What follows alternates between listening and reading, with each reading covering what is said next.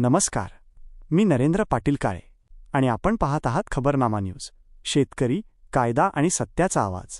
बीड जिल्ह्यातील ग्रामीण भागातील जिल्हा परिषदांची अत्यंत दुरावस्था असून मोडकळीस आलेल्या शाळा, त्यामुळे शिक्षक आणि विद्यार्थी जीव मुठीत धरून ज्ञानार्जन करत आहेत.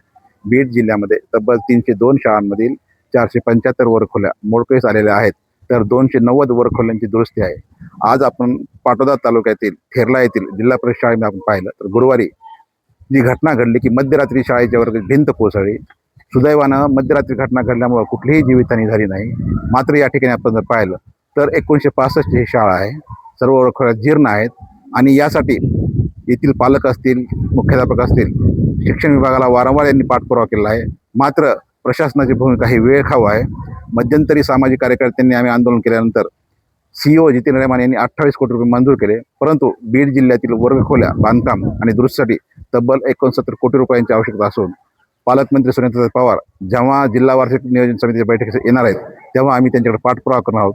प्रशासनाला आमची विनंती की ज्याप्रमाणे तुम्ही धार्मिक स्थळांसाठी कोट्यवधी रुपयांची देणगी देता, त्याचप्रमाणे या ज्ञान मंदिरासाठी निधी देऊन या विद्यार्थ्यांना जो जीव मुठीत घेऊन ज्ञानार्जन करत आहेत त्यांच्याकडे लक्ष द्यावं अशी आमची मागणी आहे.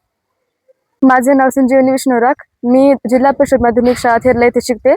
गुरुवारी मध्यरात्री शाळेची भिंत कोसळली आहे, त्यामुळे शाळेत विद्यार्थ्यांना तिथे वर्गामध्ये शिकण्यासाठी भीती वाटते.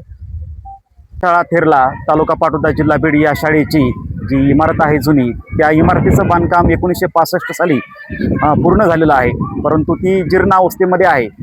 गुरुवारी सायंकाळी जेव्हा विद्यार्थी घरी गेलेले होते तेव्हा मध्यरात्री त्या शाळेच्या एका खोलीची भिंत आणि त्याचा स्लॅबसुद्धा कोसळलेला आहे.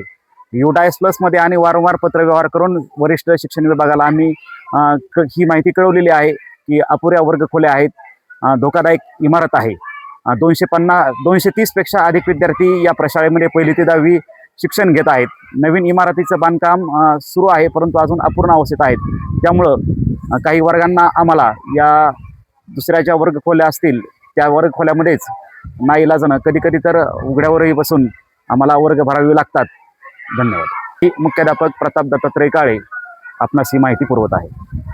मी गणेश प्रभाकर राख, राहणार थेरला, शालेय व्यवस्थापन समितीचा अध्यक्ष तथा पालक. ही आमची शाळा 1965 साली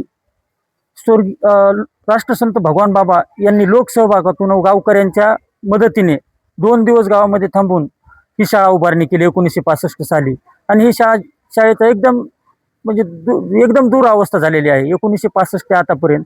आणि आम्ही गावकऱ्यांनी, शाळेय व्यवस्थापन समितीने, गावकऱ्यांनी, पालकांनी वारंवार कागदपत्राचा पाठपुरावा केला, तरी प्रशासनाने आमच्याकडे काही लक्ष दिलं नाही. आणि गुरुवारी जी मध्यरात्री घटना घडली, ही घटना खूप बेकार घटना घडली असती. ही जर घटना दिवसा घडली असती तर अनर्थ झाला असता.